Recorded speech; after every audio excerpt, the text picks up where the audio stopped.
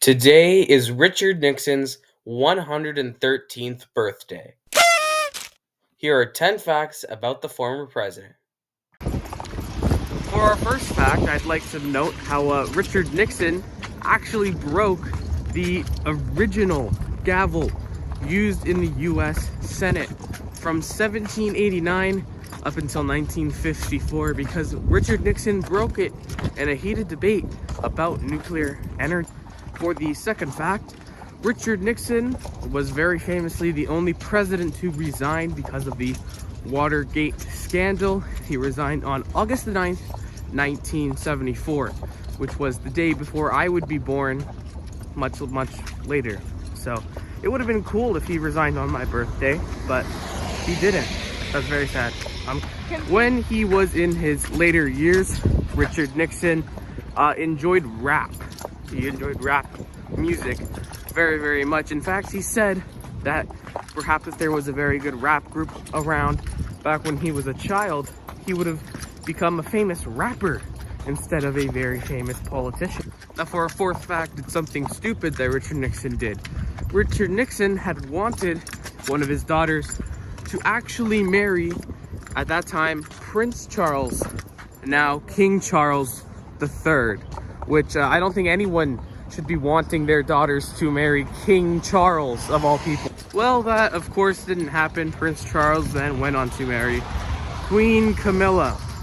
But anyways, her sister, being the daughter of Richard Nixon, the one that he didn't want to marry to Prince Charles, actually married Dwight Eisenhower's grandson. And that's interesting because Nixon was vice president under Dwight Eisenhower.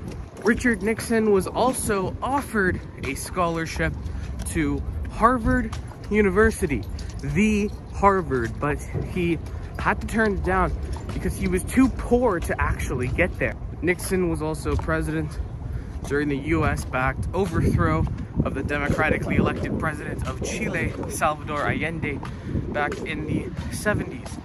And what he wanted to do was, quote, yes, he said this, make the economy scream, which just goes to show that the United States never really cared about the people in the countries, just about protecting their own interests. Despite this, Nixon also worked with the People's Republic of China, the Communist Chinese Party, to do détente, which was just, a cooling of relations because they both had a common enemy, and the enemy of my enemy is my friend in global politics. So Nixon really started détente with. In 1972, Richard Nixon actually pulled off the biggest electoral victory at that time, or at least I think it was. Maybe Roosevelt's was bigger, but it's not anymore. Richard Nixon won every single state in the Union except for Massachusetts and, of course, District of Columbia. In 1972, those states went Democrat. They went for George McGovern, but all the other states went for Nixon, and he won a huge majority. Richard Nixon